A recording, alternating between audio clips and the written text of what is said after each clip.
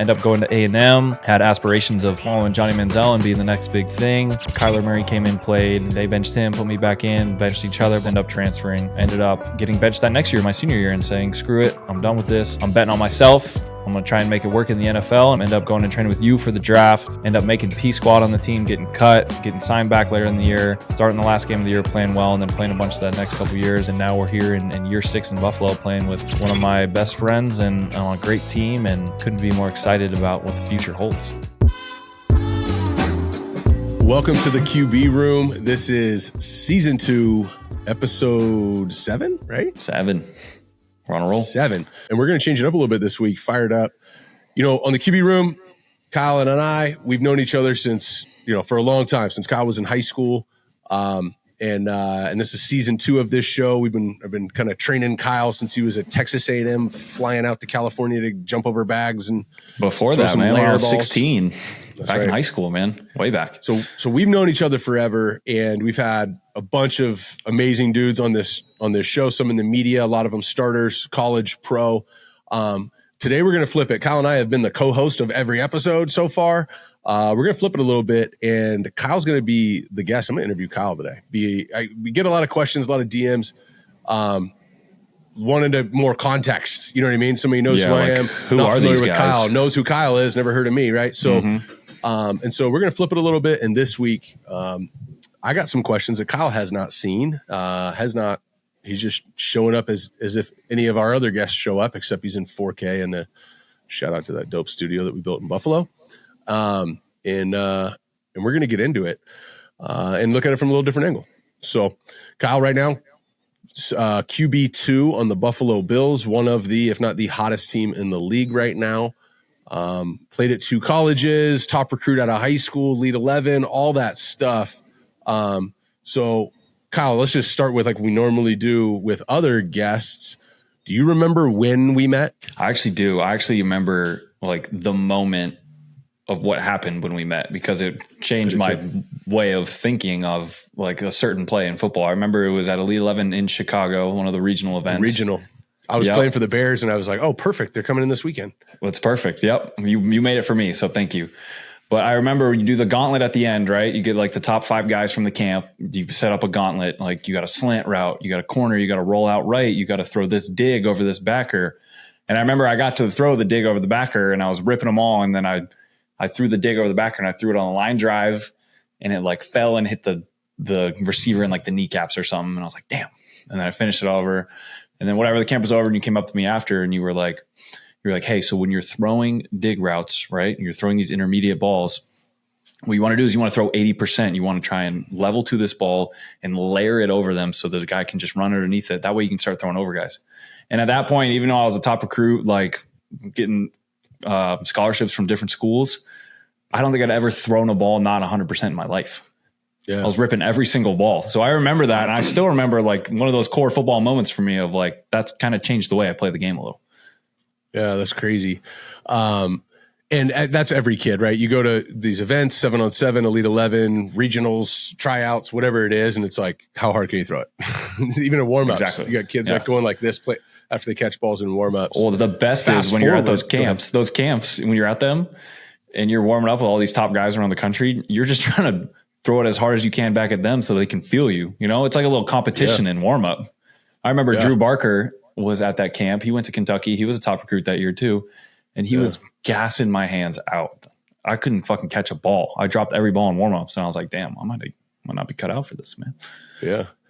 He was in your dome. Fast forward to a nice layered dig where you're telling me that story, a vivid memory, one of my favorite memories of your playing career so far, one that I was at the game of but missed. You got your first real start, not real start. You got your first start 1 year where you were going to be the starter, right? You started your rookie year at New Orleans, week 17. But the next year, Cam Newton gets hurt. You're in Carolina, and it's your first start of what ended up being a bunch of starts.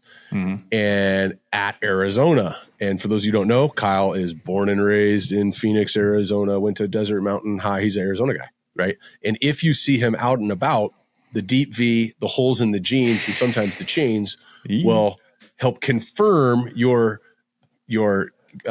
suspicions that he's from Arizona. So, and goes rarely without a haircut. So I go to, so me and DQ, Devin Quinn, who's a mutual best buddy of ours, Kyle gets the start in Arizona.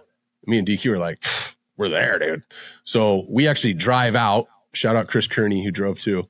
We drive out for that game, and you throw for 4 touchdowns, whatever. Beat Kyler Murray, who kind of took your job at A&M. Mm-hmm. So like a lot of storylines there. There's like 50 people there for Kyle. So end of half, me and DQ are in the stands, just hammering beers all day. And we're in the stands, and I got to go to the bathroom. And it's like, there's like a minute left in the half. You guys get the ball on like the 20-yard line. I'm like, all right, perfect. I'm going to go beat the crowd. And I go into the bathroom, and I hear everyone go, oh, which we're at Arizona. And you just layered, just like we talked about when you were 15. Just a layered dig to the left, layered a dig to DJ Moore, and then he did the rest. Took it like 70 for a quick score at the end of the half. And I run out of the bathroom. There's no TVs in the bathroom. And Devin has got it on video. He's like, you missed it. So it's funny that you remember that. I remember meeting you at the Chicago Elite 11. We haven't talked about that forever. But it's funny, that story. Layer, don't drive it. So we've known each other a long time, basically neighbors in the off season. You live right by me. But let's talk currently right now. All right. So Buffalo Bills, you guys are what, 3-1, right? 3-1. 3-1 or 4-1? 3-1. Lost the first one, won the next 3. I don't know if it was week 5 or 6. Tough game that everybody saw that first week in with the Jets, and then have been on a heater the last 3. I think in every phase, you guys are running the ball better than I've seen you. I mean, I've seen every snap of the Bills since Josh got there. So I think you're running the ball better than I've ever seen you run the ball. The play action game we'll get into. Defense, creating turnover. This isn't just like Josh is playing great, but a lot of people in Buffalo are playing great right now too. Mm-hmm. So really good team ball. So let's talk in through some of the teammates. Right? I actually haven't talked to you much about the dudes and the guys and the vibe and any of that stuff, because I get a good feel from it.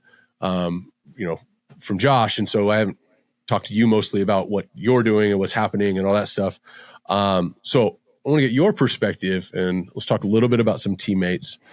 So from a teammate perspective, let's have some fun here. Okay. Who's somebody that sticks out? You have a sister. We have a sister-in-law. We're not going to do this. Are we going to do this? What's that? I have a sister. Yeah, let's do it. Yeah. Okay. So who would you least want to date your sister? Well, everyone's going to say Diggs because he was the guy in the Vikings that said that. But I actually like said that Diggs. in the Vikings. Yeah, everyone did that. I think Diggs has changed, man. Least like to date my sister. I'd probably say Josh. I would never let him date my sister. I would not want that. That's too close. Answer. That's too close to home. It'd almost be incest at that point, you know? Yeah, that makes sense. All right. I like that. All right. I didn't know about this. Who yells, "I love you, Josh," every time? Team huddle in the tunnel. Yeah, it was, it used to be Cole Beasley, I think. Cole's a little tweaker. You can see there's videos of it out there, but Josh would break it down. And the thing that Josh does too, when you break it down, you're in your position group going out there for warm-ups, breaking it down in the tunnel before you go out. And Josh gets his voice real deep before he goes, "All right, man, you know what we got to do. Let's go out there and win the game. Play as a team." He gets his voice all deep, and then we go, 1 on 3, 1, 2, 3, win. And then Cole Beasley's, "I love you, Josh." And now it's Dawson Knox every time. "I love you, Josh. You're my hero." Because then when you run out the tunnel, there's all the old men and all the little kids screaming that same thing. But it's both of them now. I think Dawson's taking over those. Yeah, I like it. All right. So if you were to go, I'm going to ask you this a couple different parts. If you are stuck, let's just say desert island, right? Like, so basically like any situation where you basically have no ways of entertaining yourself other than talking to this person. Oh God. Who would you pick? Who would you want to be in that situation? Like, I'm like stuck. All I can do is talk to this person all day long. There's nothing else to do. I'd probably say off the top of my head right now, Matt Milano. Why? I don't know him at all. Very interesting character. I think we can get along. I think he would be scrappy on the island too. I think we'd figure out a way to get off the island together. But Matt Milano's my sauna buddy. We're in the sauna a lot, so you know how the sauna talks go. You get in there for 20 minutes, no phones. You get it going in there. So I'd pick Matt. I'd bring Matt with me. It's a good dude. Is he like conspiracies too? Is he like deep in thought on politics and history and stuff, or more? He can go deep. He's opinions? like, don't wear the Bluetooth headphones because it's the radio waves are going in my brain. I wear the wired headphones. How I am. Exactly. I'm so like that. it's a similar wavelength, I think we Hardwired, see bro. eye to eye on a lot of things here. Okay. All right. Because your guys' social media team, ironically, I'm asking this question right now because today they killed it on their post with you that had just the Elite 11 regional video. That was from them. That was from weird. Chicago. That was no it. way. That was. Yes, Talk about getting your voice deep. What your the hell voice hasn't been that deep since that interview. That was horrible. What is that? You that like has to be 7 hairs doctored. underneath your arm. Collective. We have it. Do you guys want to break it down? We have it for Teach Tape. Do you guys want to break it down? So fucking weird, dude. Yes, they had we'll to have doctored my Teach voice. Tape. I watched that and it took me like 20 seconds to figure out that it was me. I was like, what the fuck is this? I don't know. I just went out there today and I felt good. There's a lot of great talent at quarterback. I have this too. You don't realize how you hear yourself and you go, is my voice that deep? It's not deep. It's like, oh. All right, so your social media team kills it, right? And you come from a place in Carolina where I think Carolina stands out as one of the best social media teams in football. I'm not a Carolina Panthers fan, and I follow them. I don't know, because I think their stuff's great. Mm-hmm. Buffalo's been killing it, though. They've been on a heater, too, the social team. Who on your team is the most visibly upset when somebody from the social media team comes and asks them to be a part of it? Oh, well, I know Damian Harris is the most excited. He's the one that's like asking to be on it, Yeah. Because he's trying to grow his brand, or because he thinks it's like fun and interesting? No, I just think he's just got charisma, man. He's got it. Yeah. He's always on it. At least I always see him on it. He's on every single TikTok. I'd say the least. I don't know, man. We're kind of all bought in at this point. I think this is like everyone on the team. Like, normally like when you're on the social media team, you're kind of like afraid of them. You don't want to like, I don't want you to like fuck up what I got going on. I don't want anything weird to get out. But I feel like everyone's kind of bought in on this here. We have the people who do the TikToks. There's literally 2 guys and they don't have any other job but to make the TikToks. I'm pretty sure. Like that's. Well, I remember when this was becoming a thing and I made the argument. I go, so you're going to pay somebody to be the voice of your team, right? College or pro. Mm-hmm. This is true for college and pro. You're going to pay somebody to be the voice of. It was John Teicher at UTEP. He was the voice of the Miners, right? And so every college has that guy on radio. You guys have One Bills Live, right? So Tasker and those guys, like they're on every day, 5 to whatever, 7 days a week. So you got somebody who's the voice of on radio. You got somebody who's the voice of for the TV call locally. You've got somebody who's the voice of. I would make the argument that whoever's the voice of our social media footprint is more relevant than the other ones combined. It is. Because there's just a lot of people who can call a game. There's a lot of former legends who live in the area who can go in and break down what's happening this week on our team. But killing it on social, meeting them where they're at, the combination of making me feel like I was there if I'm not, crack me up like today's video, super funny, or, stats, relevant, milestones, history. Like, I think it's so when I say somebody's killing it, it's not just because they made a funny video. It's like, now you're keeping me engaged. No, but they I don't do listen to the radio. Did you see the one where they made the video about us growing our footballs at the farm around here? No. They made a whole video and they had Josh, they had Gabe, they had like T-Bass, our kicker, involved. And it was like the whole storyline was that our crop of footballs are ready to be picked this year. And Josh like picks up the ball. He's like, oh, the leather's good. It grew well this year. Must have been good rain. And Gabe's like, yeah, I've been going out to the farm like every month to go check on the balls. We like to let them sit on the vine a little longer. And then they literally have Gabe go to this farm. They literally go to a farm and there's a farmer working this farm who's in on it too. And he's taking them through his farm talking about how the footballs grow. Fuck. It's epic, bro. It's so good. And it got like 1.5 million views on TikTok. Oh, I'm sure. I'm sure. It's epic. They kill it. Well, Josh is like the face of the pistachio nut industry. So that's just like a cross marketing, cross pollination. Mm-hmm. Who is the teammate most likely to have their own reality show? So part of this question is it would be interesting and relevant. And 2, low key, they'd be down to do it. Yeah, I mean, I would say Diggs, just because I want to know what's going on in his life. I feel like there's a lot I need to know that I don't know, but I don't think he'd be into it. I think at this point it'd be Vaughn. And by the way, I love Diggs on social. It's like his carousels. Everyone's doing the same thing on carousels. So good, bro. Like game photo, fashion photo, screen grab of something, whether I wrote it or not. Yep. Game photo, fashion photo, like whatever that cadence is or that formula for a great carousel. Diggs is killing it. And the other day he had one of the hardest. So I played with my brother I train a bunch of kids where the brothers play with each other. You know what I mean? My sons are playing together. And one of the hardest pictures I've seen in a long time, it's just a shot of Steph and Trayvon in a black Ferrari just staring at the camera. And I'm just like, these two dudes grew up in this, in their front yard playing catch, running around, dreaming big. And now they're just rolling around in a Ferrari, both on top of the world. And I'm like, that's a dope. I got 3 boys. That's a dope brother picture. Yeah, he's got great Instagram. I'm just trying to get in the background of one, but I'm going with I'm gonna go with Vaughn. I think Vaughn would be the one. Vaughn Miller. That's another one too. I would love to understand his lifestyle better. Like, this dude's fascinating.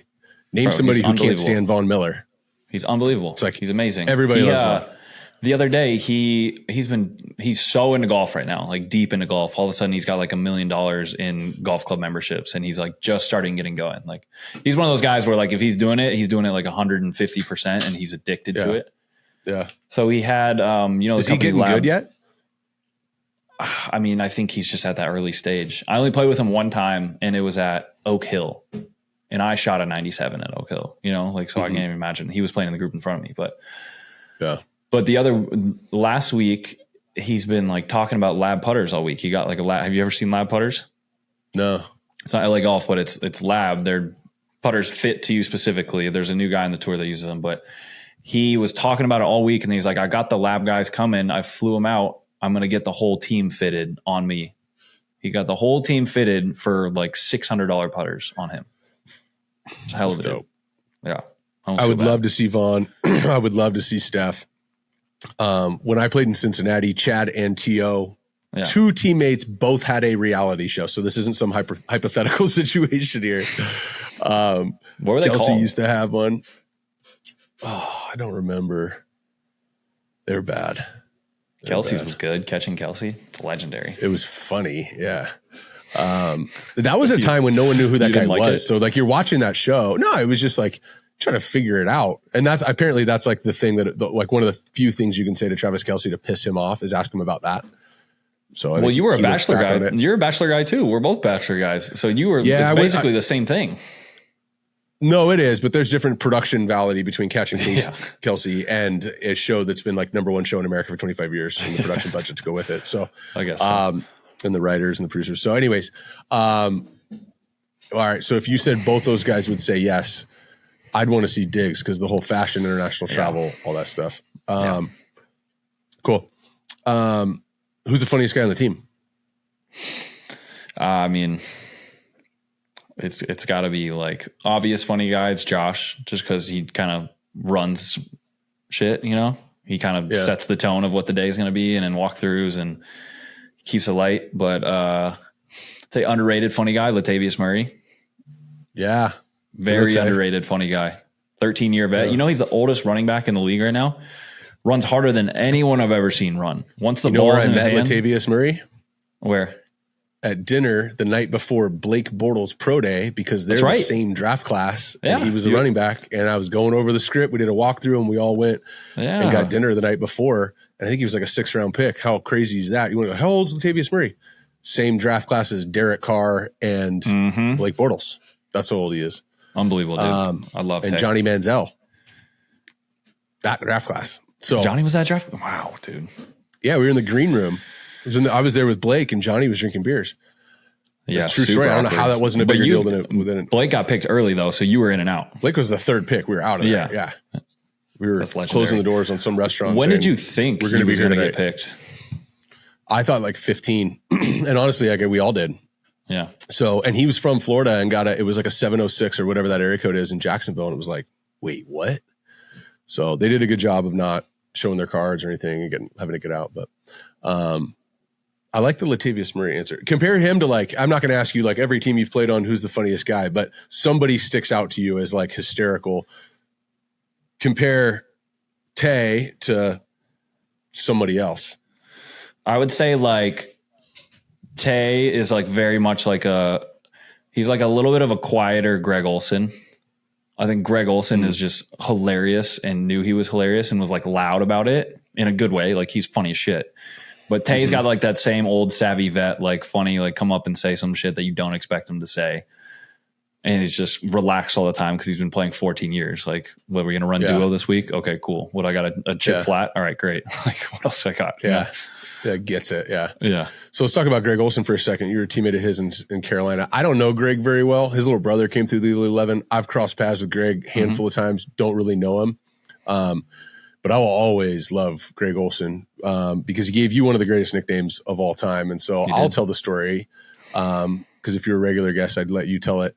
But so he's scrolling through your Instagram and he sees how many pictures you have of your then girlfriend, now fiance, Summer. And it, I get it. It was a lot. It was a lot of, I was claiming some kisses, some arms, all of it. Right. And so it was just like, it was a, just in case you were wondering, I have a girlfriend and I'm in a happy relationship type of Instagram vibe. I want to make that abundantly clear. And he started calling you lovey-dovey. And it's one of the all-time great nicknames. So, I mean, it's true, right? Like pretty much everyone on the team called you lovey-dovey or lovey or dovey or LD or something, right? Our player development guy here now was my player development guy in Carolina, and he still calls me lovey-dovey every day. So good. It's such a, and you're confident enough to just like own it and love it right away and not try to downplay it or get rid of it. Oh, it was great. So I'm a big Greg Olsen fan.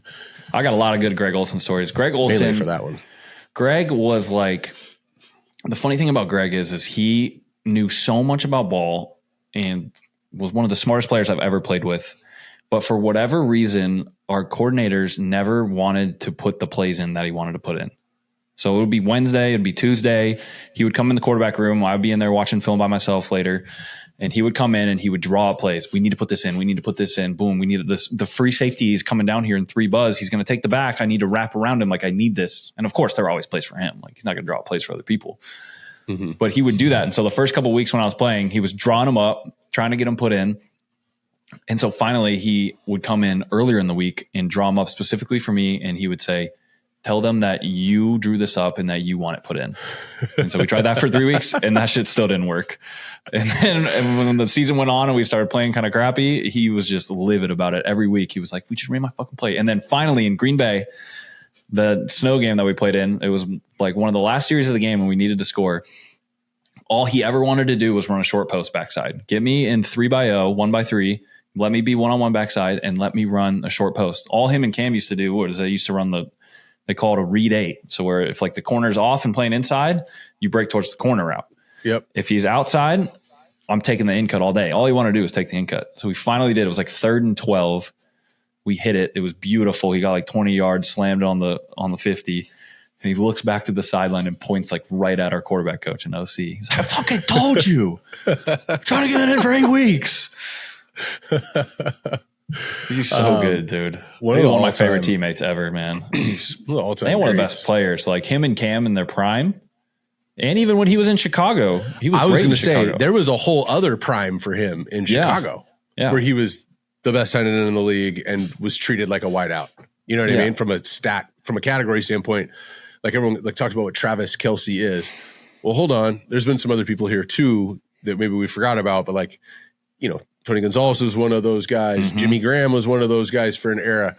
I feel like, Greg for sure. Greg was that for like 12 years. You know what I mean? 2 different spots, 2 different quarterbacks. It's funny you refer to him as like receiver because later in his career, obviously he's not going to be blocking as much, right? He's out there trying to run routes. I remember C-Mac would come off the sideline sometimes if we had like a duo run or like a split zone with him coming up, cut off the backside end. C-Mac would be like, get his fucking ass out of the game. He doesn't want to block. And we had another tight end on our team he was probably like, I got 9 catches for 86 yards at a touchdown. Oh, yeah. C-Mac was like, it's fine, but like put our tight end who has been blocking Waggle 3 and blocking the end one-on-one all game. Put him in for me. I'm trying to get fucking 5 yards here. Yeah. Well, C-Mac's getting more than that. You guys had a huge win. Just took apart Miami's defense. Really have it rolling. That was an exciting matchup. Of all the games this year, that was one I was most juiced to watch. Loved how it went down. A couple things that are happening right now really well for you guys. I think, like I said earlier, you're running the ball better, and it's probably a combination of elements, right? Like the scheme, the execution up front. James and the guys, like I think he's dynamic back there. And then the pass game, how that, so it's just, it's never one reason, right? It's not like our guard or just that we have the best running back in the league. No, it's offensive football. You need everybody. Talk through that run game, how it's evolving. And from your perspective, so if you were in the room during the week saying, like anybody would, and this is obvious, like, hey, we got to run the ball this week. Like, what's your reason why? Like, what is running the ball doing for you guys from your inside perspective? Well, I think you can take a look at the game last night with the Giants, right? Giants Seahawks, yep. Giants Seahawks. Sorry, we're going to release this later, but the Monday night game, Giants Seahawks. When you are either down in a game or can't run the ball and you have to rely on dropback passing, the same thing. I just watched Atlanta versus Jacksonville because we're about to play Jacksonville. Same thing with Atlanta, right? Desmond was in a dropback game for 70% of the game. When you're sitting back there playing dropback and just catching, taking three, hitching, like that works great in high school. Like you're going to have protection, you're going to scramble, guys are wide open. But in the league, it is so tough to live in a dropback world. It's so tough to do what Tom Brady did and throw it 52 times a game and 70% of them be drop back and be great. Like that's unheard of. And so when you run the ball and run the ball well, it keeps you on schedule. When you're watching the game at home, look at how many teams, like look at the team that's down. Look how many times they've been in 3rd and 8, 3rd and 10, 3rd and 12. When it's first down, they don't get any yards or they have a negative play. And then it's 2nd and 10, 2nd and 12. We call it staying in the green. So the more we can stay in the green, which is 1st and 10, 2nd and 1 to 5, and then 3rd and shorts. The more we can stay in those categories, statistically speaking, you just take data over the years, right? When you're in 3rd and longs, turnovers happen at a way higher rate. When you're in 2nd and longs, turnovers happen at a way higher rate. And obviously you're not going to convert on those 3rd and longs the longer they get. So the running game has helped us out a ton, just staying on schedule. And then that also opens up the play action game. It's like you've heard it. I mean, it's not science here. Yeah. It's nothing new. Like you run the ball well, it opens up the play action game. And then as a quarterback, which I think Josh has been doing extremely well, is he is taking his checkdowns when he needs to. And I think that is something that I learned early on in my career from just having to play a bunch and having to learn by fire, is those checkdowns are really what make the game go. And I actually learned this from Tony Romo. I want to tell a story real quick because it was kind of like a pivotal point in my career personally. We love Romo. Yeah, Romo's the best. So I remember actually this was we had played the Falcons my second year. It was 2019. And I came out and I was inaccurate. I was forcing the ball downfield and I threw 4 picks and we lost 20-3. And I remember that next week I went in on Tuesday. I was like, I'm the reason we lost the game. Like 100%. Like they scored 20 points and I threw 4 picks. Like imagine if I didn't throw any picks and we may have won that game 13-10, you know? But I remember coming in that day and I had an interview with Steve Smith. We had the next game we were playing the Saints. It was going to be a big game. We had a good He was record probably at that not point, nice. So.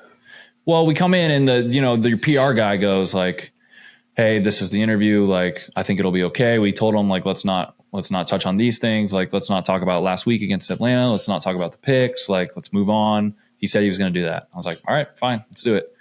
And then we get in and it's one of those, like all the lights are off. You each have a spotlight on each of you. You're in a chair. I'm sitting like 3 feet from his face and he's just grilling me like, so after you threw all those picks against Atlanta, did you have a conversation with the team? Did you talk to guys? Like, did you explain yourself? Well, I'm like, God damn, dude, like it's just one bad game, you know? And I remember I came out of that game after that and I called you, I think. And I was like, dude, I just need to to talk to somebody. I need to straighten me back up. Like I needed like a little confidence boost at that point. Right. Yeah. And so fast forward Saturday, night before the game, you have the production meeting. Tony Romo and Jim Nantz were doing that game. And we do the production meeting with them. Tony's just hilarious. Jim's a former Cougs, so go Cougs. So he was great. He was awesome. And Tony, there's this like nacho bar in the room for whatever reason. It must be on like Tony's rider for CBS. He's got a nacho bar and he's just a plate like this big full of chips and like nacho cheese. And he's just hitting, and he's not asking me any questions. He's just talking football.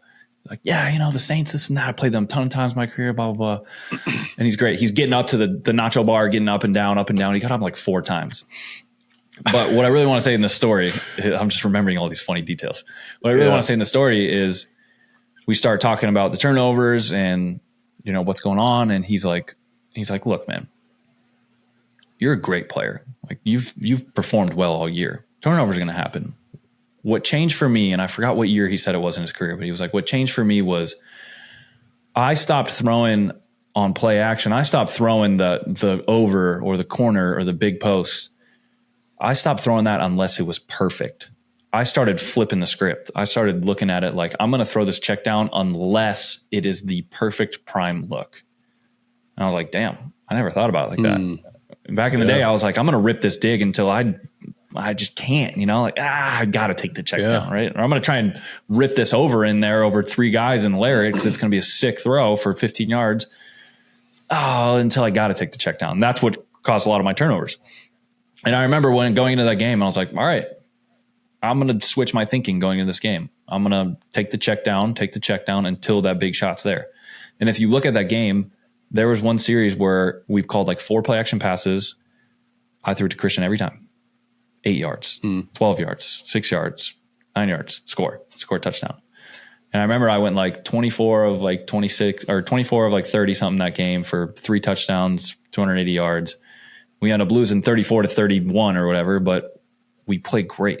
And I remember after that point, I don't remember how we got on this story tangent, but that flipped my thinking forever on how you play quarterback. Yeah. Well, going back to what you guys are doing well and in Buffalo, running the ball, and we're going through all that stuff. I mean, you talk about play action. In Miami, he was 9 for 11. Josh was 9 for 11, 206 yards and 2 touchdowns. And in the NFL right now, for play action under center, he's ranked number 1 in QBR, number 1 in yards per attempt, and number 1 in off-target rate, which is at 0.0%. So putting yourself in a position to have success, play action is a great way to do that. The only way that you can have an effective play action is by running the ball. So I know Josh and every other quarterback, let's just throw it. Well, I think it's interesting those numbers you said, right? The yards per attempt, he's number 1. Yeah, 17.3 yards. I'd love to go back and look at the tape. Look how many checkdowns are being thrown still. Like when we played the Raiders, I don't know if we hit 1 play action downfield. I think they were in give it up mode, right? Like take the flat, take the under, take that. So that's interesting. The numbers are still that high. Yeah. Very cool. Let's talk about being QB2. So, you came in, signed in the offseason, had to compete, played well, won the job. Let's just talk about we're not into blasting anybody on here. We want to highlight and celebrate just how difficult the job of quarterback is, but there's 2 different quarterback jobs on the team. There's starting quarterback and there's backup quarterback, and they're 2 different job descriptions. What you do during the week is similar, but your scope of work, what your responsibility is, it's very different. As different as it gets, right? And I've been QB2, and so that's very, very different. So let's just talk about, everyone goes, boy, NFL quarterback's the hardest position in all of sports and all that stuff. Well, they're referencing the starter. What most people don't realize, and I know this as a retired guy, or even when I was playing and people are like, oh, you're the backup, huh? Oh, best job in the world, huh? And I get why that would be the assumption, right? You don't play. You don't have to get all banged up and hurt. You get to make a bunch of money and you play in the NFL. How fun is that? All of those things are true. If you're not playing, you are not going to get hurt. It is a blast. It is awesome. But let's just talk through QB2. It's freaking hard to make it in the NFL as a QB2. Are you kidding me? How many people, the numbers, of 1 million kids playing high school football, % go to college, and even smaller percentage go to the NFL. And now you're talking about there's really 64 jobs plus a handful of teams who carry a third in the world. You know what I mean? And it's not for 21 to 24-year-olds. No, Case Keenum's the 2 in Houston. Chad Henne retired last year. No, you can. Josh McCown retired when he was 40. Mark Brunell retired when he was 40. So you also got some people who play for a long time. They eat up one of those jobs for a long time. Let's just talk about what was the journey like? And I also know that when you're the QB2, you have aspirations of being a QB1. It's not like I made it, I'm done. So you have your goals and aspirations in life and with your career. Well, let's just look at, all right, so this year you've put yourself in a position based off of what's happened in the past. Because if you have 0 starts, by the way, there's no way they're naming you the 2 in Buffalo. There's no shot. I don't care how good you are in a workout setting or practice.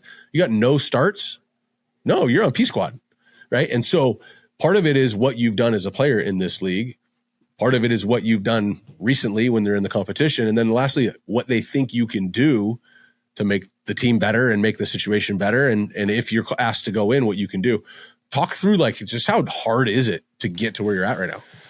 It's always weird. And I'm sure you felt this way around fall camp and like not even OTAs, but really into fall camp. I think the weirdest and hardest part about it for me all the time is every year around August when fall camp starts, that month of training camp is like one of my least favorite months ever. Not because like training camp sucks and it's hard and, you know, like training camp's fun, you know, you're going out there practice, you're hanging with your buddies, you're at dorms, like you're there forever. But if you have a good crew, you got good coaches, you got fun people to be around. Almost any other position on the team would not be fun. Quarterback is fun, right? Quarterback, especially like, you know, the 2, I'm not getting as many reps as Josh. Like that's not the reason. It's the reason that you got to show up every single day of training camp practice and you're still trying to learn the offense. You're trying to work through different kinks of the offense. You're trying to figure different guys out. You got scout team receivers basically being signed that day and you're figuring them out on the fly. Like you got to show up every single day and play at your best to make the team, right? To have a job after that. And it doesn't matter what, every year of my career, I've been in some type of battle. I don't think I've ever, maybe last year because I had guaranteed money, but other than that, I've battled for like, all right, am I going to have a job this year? I think for me, you know, there's been a lot of different elements of my career of where I've been in different roles, but the thing that's always been the same is I've always had to battle to keep a job, to keep a paycheck, to actually be here this year. And it's always so hard for me, especially when I was in Washington my last year, right? The first year I was in Washington, I got traded to go there.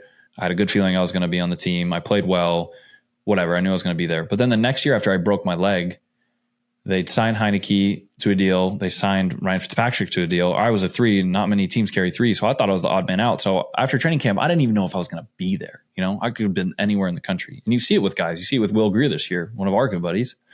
Will went from Dallas. They told him he wasn't going to be on the team. He went from Dallas to Cincy, and now he's in New England, and he's got a wife and 2 young girls, you know? Like, imagine how hard that is.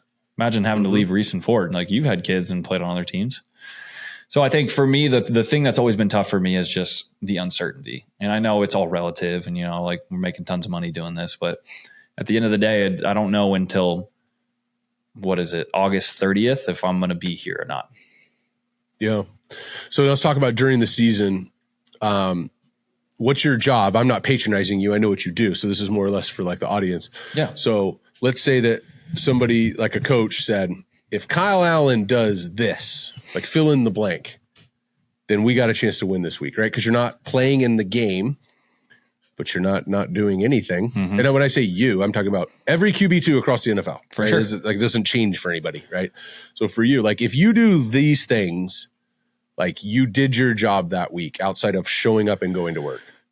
Yeah, I think in my eyes, the most important thing. And you can make this about Buffalo. You can make this about this is just in general, right? This. Yeah. I think it's more pertinent to do it this year. You know, I think this is the situation I'm in right now, and it's the most vivid. But the thing that's most important to me to do is to give a great scout team look every week. I fucking love scout team. Like, I know everyone's like, oh, I got to do the scout team, like linemen, receivers, blah, blah, blah. Like, I think it's so cool that we get to go run all these other teams' offenses. We get to go up a card, and then we get to line up against our number 1 defense, who is playing like a number 1 defense in the league right now, and go test ourselves against them every day and try and give them a good look. And then talk to them, like, because you and me, we're students of the game, right? So many of the quarterbacks are students of the game, and they know what other offensives are doing, how other quarterbacks play, how other coordinators think. So after a series, go and talk to the linebackers of what I saw there, or how I see them running that play, or even in the game doing stuff like that. So number 1 for me is like scout team. You got to give a great look. You got to go 100%, and you got to try and beat the defense. Like every day I'm out there trying to shred them. And it doesn't work a lot, but it works sometimes. But other than that, man, it's really just, you got to be prepared for your moment. I think that goes back to just why I'm still here at this point, is because every moment for the most part that I've had to go in and play and prove myself and have that opportunity I've been prepared for. So I think you prepare like you're going to play. And then how can you help your starter? How can you help your OC? How can you help your quarterback coach? How can you help guys in the offense? I think for us, it's a lot of skimming through the game plan, seeing what we really like this week, seeing what we don't like, talking through different looks, going through third downs, going through red zone, and just really doing whatever your guy in the room needs for him to be ready on Sunday, right? Some guys need a lot. Some guys don't need a lot. Josh doesn't need a lot, but there's things that we do to help him get ready on Sunday and help him play his best, and a lot of that's just being there for him too, just being the boy. So another thing that doesn't get talked about a lot is just how difficult it is on game day to be a 2, right? Because you get the game ends and you didn't play. That was an easy day because I didn't play today. But it was not easy. The anxiety, I felt it. I was a 3 one year, and then I was a 2 the rest. Very different. Very different. Very, very, very different. So different. Being a 3 and getting paid like a 2 is probably the best job. But did you dress when you were a 3? Yeah, but that was before when you had 3. Every team, there was an extra roster spot for a third quarterback. Wow. So on active roster? 3. That's crazy. Active roster. There was no, a quarterback on practice squad didn't exist. That's amazing. Was unheard of. And you could only be on practice squad your first 3 years. Yeah, it's different rules. And now. if you've had an accredited season, you couldn't ever be on practice squad. So I played 7 years. I was never on practice squad. I was never eligible. Yep. So the rules are different. Congrats. But no, I'm just saying the rules are different. Like nowadays, just good players that are veterans on practice Tons squad. of good players. And you make better money too. Totally. Yeah. You used to make like 80 grand. And I had buddies that would lose money at the end of the year. I know. Moving it's around tough, and doing man. all this stuff. That's tough. Like, what? So anyways, let's talk about QB2 on game day. So the anxiety, the stress, part of it is going in the game. Part of it is I haven't really thrown a lot of balls to these guys before. Never. Like ever. You know what I mean? I always talk about in Cincy one year, we had Chad Ochocinco and T.O., and I was more nervous and concerned about going in the game and playing with them than I was about the defense we were playing because I'd never thrown to them, and they were so particular and so opinionated. And they're so awesome. Good. Yeah. And they're so good. But it's like I don't have confidence in throwing a turn route to him or a dagger to him or a mid-6 to him, or I don't – fade, I don't know. Or is he like and the best receivers always have their own little shit to them too, they don't do it by the book. So you have no clue. Yeah. So on game day, what do you do? Stress, anxiety, excitement, energy, concerns, what do you do on game day that gets you in a play? I guess let me ask you like this. Where do you need to get to from an emotional and mental state on game day? And then what are things that you do to get you there?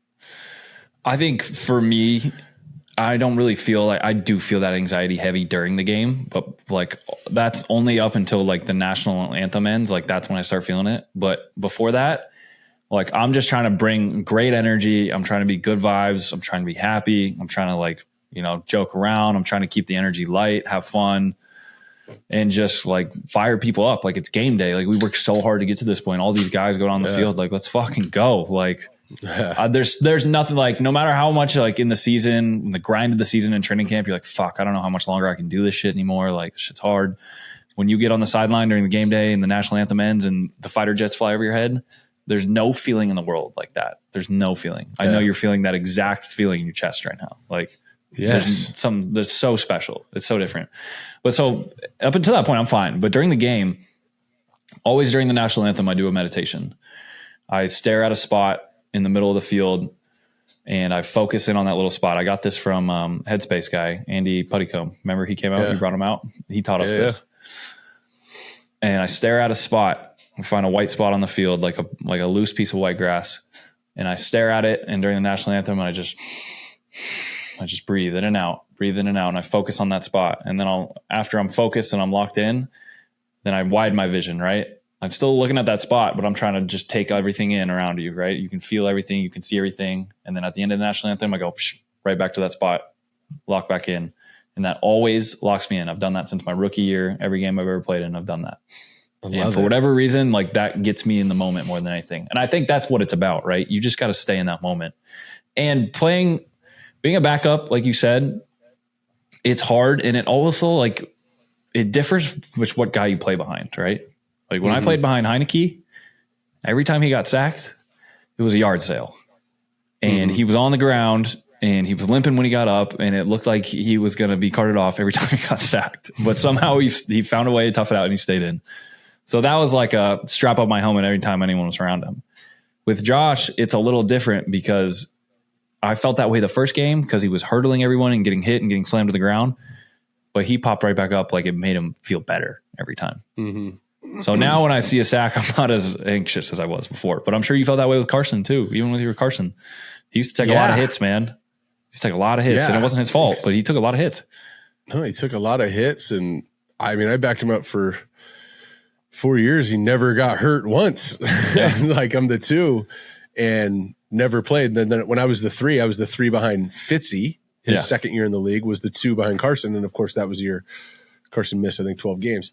So, I was the 3 in Washington, and Jason Campbell was there. And Jason Campbell also had a history of rolling around on the ground for a second and then popping up. And Brunel was the backup. And Brunel, I just remember it was my first time being around it. And Brunel was like, it's hard to back up a dude who doesn't pop right back to his feet. And Jason was tough, right? He didn't miss any games. He did all that stuff. Some people have a different way of getting off the ground. And if it takes you 4 seconds to get off the ground, it takes you 4 seconds to get off the ground. But there's a QB2 on the sideline that doesn't feel like 4 seconds. No, it feels like an eternity. That feels like, where's my helmet? It feels like, where's my helmet? Where's the center so I can get some snaps? I need to start throwing on the sideline. Damn, my hammies are tight. Yes. God, there's always like the unwritten rules of the QB2 on the sidelines too. I remember Fitz used to tell me this. He was like, if you ever... let me guess.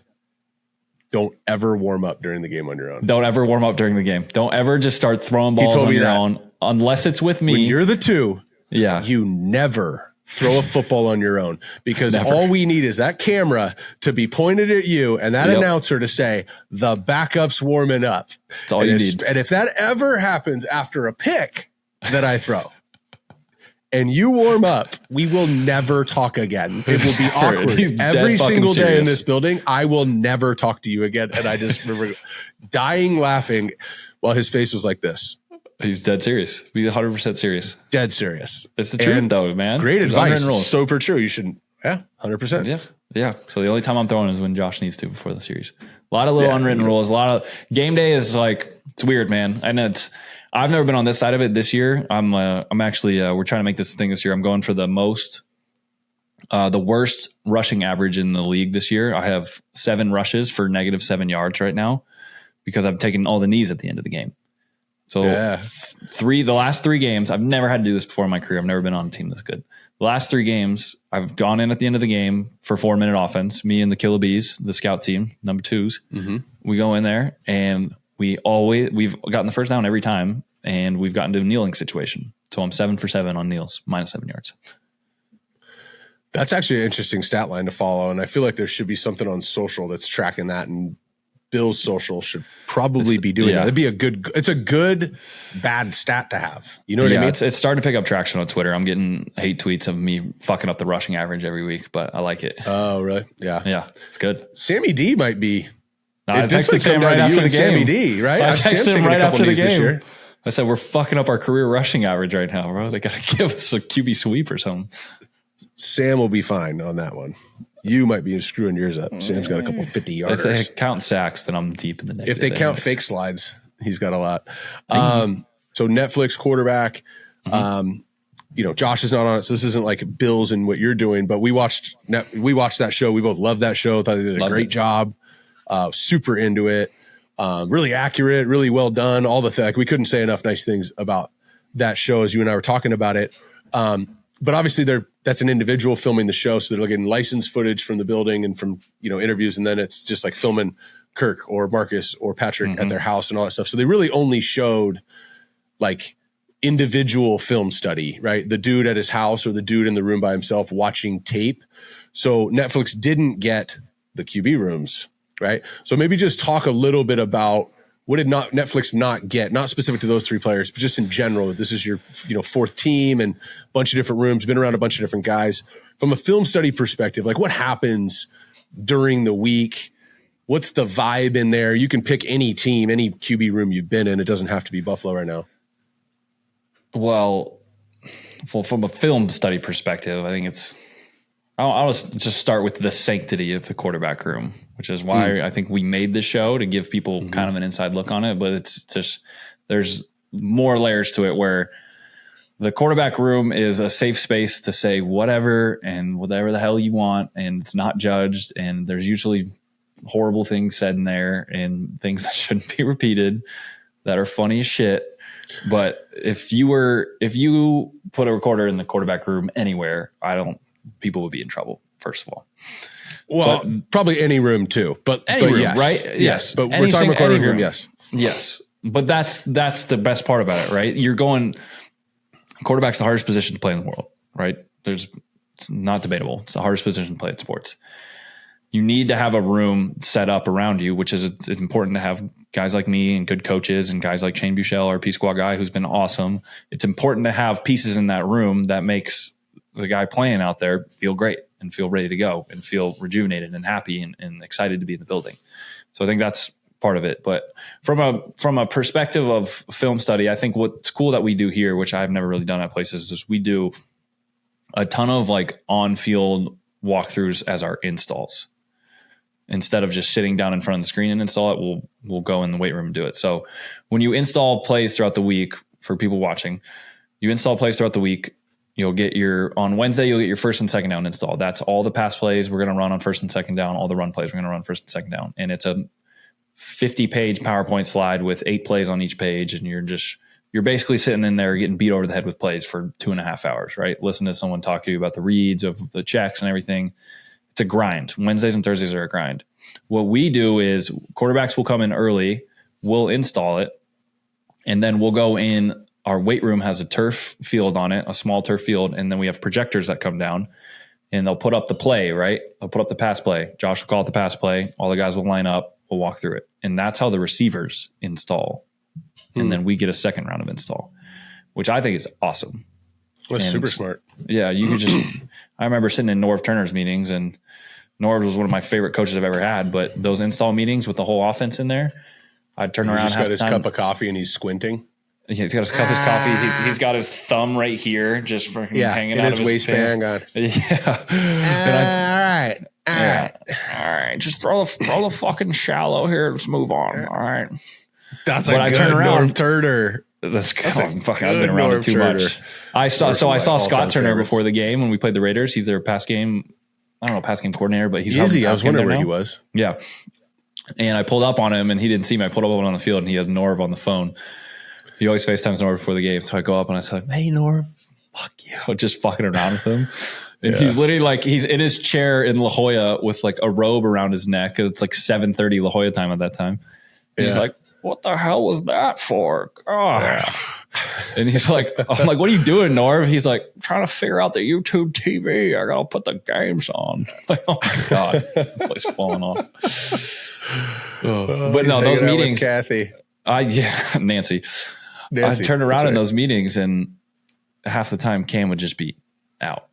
Just too much. Asleep? Yeah, it's too much. Yeah. You can only handle so much. We're millennials here.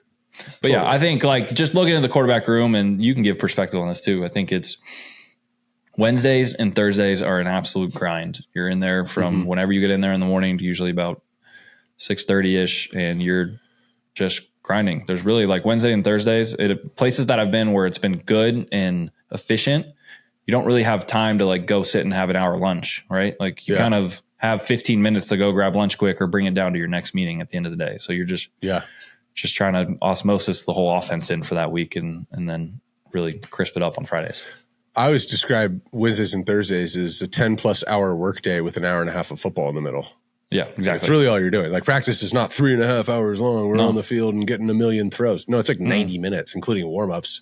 Yeah. And you're multiple walkthroughs, lots and lots of meetings, and then meetings about the meetings that we just had, and then a follow-up meeting about the original meeting that we had where we changed some things to get us ready for the next meeting. And it's like, that's Wednesday, Thursday. That's why when you hear about during the draft process, like, you got to love ball. Do you love ball? This only works if you love ball. Like, this does not work. It doesn't work. If you love money and you're down to play some ball, it just doesn't work. Not a quarterback. You better be super talented and definitely not a quarterback, but like even any other position, you better be real talented with a lot of, long leash. All right, Kyle, we're going to play a little game. This will be one of the first times I'm leading it because normally you lead it. We're going to play a little Take the Sack. So those of you who've never seen this before, Take the Sack. This is like, would you rather? Would you rather do this or take the sack? And for context, this will be another Houston Cougar. Go Cougs. Ed Oliver bursting through and sacking you on this one. All right. Would you rather have to introduce yourself as, hi, I'm Kyle Allen, the number one pocket passer from the class of 2014. Oh, God. That's disgusting. Every time you introduce yourself to somebody or take the sack. I'm taking the sack. That was just like, that's like I peaked in high school energy right there. I can't do that. I can't have that fucking peaking in high school energy. I'm taking the sack on that one. I was, though, if you guys don't remember, 2014, number one pocket passer. Number one pocket passer in the country. Would you rather this next offseason, from whenever you guys finish up, January or February, and you get home, and Sam Darnold's going to be finishing right around the same time as you guys, January or February, he beats you in every round of golf, right? So in any one-on-one matchup, he gets you or are you taking that sack? And he'll be improved. And this has been a pretty up and down offseason for your golf, if I'm going to be honest, because there was a point when you were playing better than all of us. No, it's been bad. And then apparently you were telling me in August that like Josh is rolling you. And I'm like, when did that start? You're like, it just started. Yeah, we don't like to talk about that. Yeah, I'm going to take the sack on that one too, just from the fact that it's just, there's like a balance in the world right now, right? Like Sam has never beaten me, and that's just kind of how our friendship goes from a golf perspective. Like we're going golfing and I know I'm going to win. I know I'm going to win. So it's a real big part of my my happiness week to week. So I'm going to take the sack on that one. It's like a big brother, little brother golf thing with you and Sam, or not just with you and anybody who's never beaten you, because then it's like, listen, I want you to get better. I do. I want you to get better. I want you to do all those things. Let me help you. You're never going to beat me. Yeah. But I want you to improve. I'm just going to improve at a similar or greater rate. Yeah. Exactly. Like just a little bit. Yeah. Yeah. Same with you. Just a little bit. No, that's not true. And I feel like too, by the way, QB room wise, like there should be something, if you have any input, please like throw us in the comments. There should be some sort of off-season game we got going on here. We play very randomly, very like play tomorrow at 3 kind of thing. We need to have some sort of like over under, you and I battle it out a little bit on our full swing golf simulator at my office, a little bit on the actual links. I think there's something to be played with there. All right. So would you rather never be able to see another post or hear any news about Travis Kelce dating Taylor Swift, or you got to take a sack? I'm honestly like quick. Yeah. Yeah. I'm honestly, since our last conversation about it, I know I was a heavy Taylor Travis, but I've been a little waterboarded by it at this point. I still love it. Don't get me wrong. I still love it, but I'm kind of like I'm a TMZ guy. I like the hot news and then I move on. So I'm not taking the sack on that one. I'm all right. You know, Travis, you know, Taylor, have your privacy. You deserve it, man. Also, like if you're Taylor at this point, you can't go to the Chiefs game, then go to the Jets game, and then go back to like the next Chiefs home game, right? Just a little desperate at that point. You got to take some time off. There's just a lot to unpack here because there's like, what is she willing to like show or whatever? Like what level of interest, to your point of like, is she hitting every game? Like, is she going to every game? Like, is she going to be in Seattle in 4 weeks? I'm making that up. I don't know if they're play Seattle or not, but like, are you going to Cleveland? Yeah. You know what I mean? Like, are you making it to Green Bay? Kansas City makes sense. MetLife Stadium in New York City, where she probably owns 5 beautiful homes. Like, that makes sense. But like, you going to Cleveland? Are you going to Indy? I don't know. I think she's got to pump the brakes a little bit here. I'm fascinated to see that unfold. I don't even have an opinion on what she should or shouldn't do. There's parts of the story for me I'm fascinated by, and then there's some fatigue already setting in, but the fascination's outweighing the fatigue at this point. So I'm here for it. Which games are you missing? Right. And then there's the other part of it is like, how many more national ad campaigns are we supposed to see Trav in? Because there's the whole Pfizer thing that blew up today. There's the Bud Light thing that's blown up. He's already famous. He's already one of the best, most recognizable names. Like, we're about to see a lot more. And then the third element, and I don't know if you noticed this, but like all of a sudden Taylor Swift commercials are popping up during the NFL games for her TV show. Like, and why wouldn't it, right? That's genius. Conspiracy theory though. Major conspiracy theory. First commercial of the Jets game was for her movie. Yeah. I don't know. I'm saying, like, they know what these are smart people doing the deal. Mm-hmm. Saw my boy Tom from, I think, CAA in the suite with her. I'm like, oh, Tom's up there. He's in there making moves. Go ahead, Tom. So like the way they're going to cross market this, I mean, you're talking about Travis Kelce, one of the most marketable, recognizable names in the league right now, and has been for a while. And that's going to just grow like to the umpteenth. And then Taylor Swift's bigger than I think I don't even think it's close. I think she's a lot bigger than anyone else. It sounds like you're taking the sack on this one. You need the Taylor Swift knowledge because we were on a 5-minute tangent about this. No, I know. I just think it's good. Like everyone's like, what's happening and what's not. I'm less concerned about the relationship. I have no interest in what their relationship is or isn't. Sure. I just am having fun watching this whole like the marketing side of it. I love it. And like that's the part I'm fascinated by. And then it's like, once you get in too deep, I mean, you could get 4 weeks into this and one of them's not super into the other one for whatever reason. Because by the way, that happens when you start dating somebody. You realize 6 weeks in that maybe I'm not, for whatever reason. So like, but then they're both in too deep because then it's a breakup. You know what I mean? And it's like, well, at this point it is. At this point, anything is a breakup. At this point, if they were to no longer date, it's a breakup. Oh, that's a good call. Right? It's a monster. What ended it? But and interviews and this. Parlay that into her next album, which is great for her. And then if it's about Travis, it's great for. I mean, there's no negatives here. I would argue that she has very little to gain, though. Yeah, but like she has very little to gain in general. Ever. That's right. Just because she's like, what does she need? There's not much for her. There's no like she's at the ceiling right now. Yeah, what she needs is like Staples Center to do an 8th night.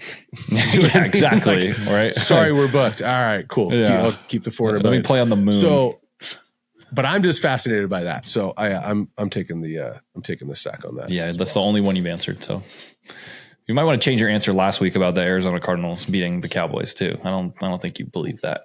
What was that answer? You said what's a bigger deal, Taylor Swift going to the Chiefs game or the Cardinals beating the Cowboys? You said the Cardinals. I don't think you believe that. Yeah, I'd probably redo that now that I see the ramifications of it. But it was, I don't think you personally believe that. It got everybody on everyone was on the Taylor Swift hype. It got a lot of people off the Cowboys hype train, which I think is a good thing. I think it's healthy. Good thing. Very cool. Well, Kyle, thanks so much for coming on the show today. Thanks for having me on my own show. It's great. You get to do something that you haven't done before that I've never done before. Oh, and we're going to do this. We're going to do it. Okay. We're going to do it. We're going to do the 2-minute drill. Okay. I want you to think through it. I want you to be honest. See, this is kind of fucked up because usually you tell your guests before the show that they're going to do this. And then now you're just telling me. I told our guests at the beginning of the show that I didn't tell you anything that we're doing today. That's true. I'm the guest. Might have short sleeves, but I still got tricks up them. So we're going to go throw 2 minutes on the screen. You start this wherever you want to start it. Middle school, high school. Your voice can be as normal like it is now. It can be super deep, like when you were 15 at the Elite 11 Regional. And there's a lot of QB competition out there today, and it was pretty good about it. And I sound like Shaq. Or you can start it wherever you want. But it ends today, 3-1, about to ready to board a flight to London, England to take on the Jaguars. Hello, chap. And all week, you guys should not call them the Jags, by the way. They should be the Jaguars. The Jaguars. The Jaguar. All right. Hit it, Jaguar. All right. 2-minute drill. Start it where you started, end it today. Here we go. All right. So I am a kid from Scottsdale, Arizona. I grew up there. My parents moved there the year before I was born. 18 years, grew up in Scottsdale, Arizona. Went to high school at Desert Mountain High School where I met my now fiance, soon to be wife, Summer, in my junior year of high school. Played a bunch of football. I didn't really know I was going to be good at quarterback until halfway through high school. Figured out I was going to be good. Started getting offers. Took a bunch of visits. Me and my dad were flying all the way around the country all the time, going to different schools. Great time for me and my dad to bond and be together. Some of my favorite memories with him. And then end up going to A&M. Had aspirations of following Johnny Manziel and being the next big thing. Turns out things don't always go your way. Played well in some games, battled through, played poorly in some, got benched. Kyler Murray came in, played. They benched him, put me back in, benched each other, blah, blah, blah. Tons of stuff happens. We both end up transferring. I go to Houston where I redshirt, and it's probably the least favorite year of my life in football. I wanted to quit ball. I told my family, I told multiple people I didn't want to play anymore. It wasn't worth it. I had some people in my life push me through that moment and keep me playing, which I am super grateful for, and ended up getting benched that next year, my senior year, and saying, screw it, I'm done with this. I'm betting on myself. I'm going to try and make it work in the NFL. And if it does. If it doesn't, I'm moving on. End up going and training with you for the draft, get signed in Carolina as an undrafted free agent for $3,000 as a signing bonus, end up making P squad on the team, getting cut, getting signed back later in the year, starting the last game of the year, playing well, and then playing a bunch of that next couple of years, and then played on a bunch of teams in the NFL, been on a bunch of incredible teams, been around a bunch of incredible teammates, some guys that I idolized growing up that I never thought I'd play with, end up playing with. And now we're here in year 6 in Buffalo playing with one of my best friends and on a great team, and couldn't be more excited about what the future holds. Man, if we were to fast forward like 4 months, this thing could end with saying, and then I won a Super Bowl. Do you think about that at all? No, I don't. Think about the next day. I can't think long term. Sorry, if that would have been a great quote, but I don't think about it at all. We were about to have a moment, Kyle. We-record it. Do you think about it? Nope. Nope, I don't. Sorry. It's awesome, but for real, it's on the table. And I think it's been one of the most incredible journeys. I've been around a lot of young dudes playing quarterback. One of the most incredible stories. And you're at a point in your career where it could go so many different directions. When you have a bunch of experience and you're healthy and you're young, like it can go a lot of different directions. And so I think this journey has been fascinating to watch, and it'll be even more fun to watch it here in the future. Thanks for having me on my own show. Yeah, thanks for having me on my own show.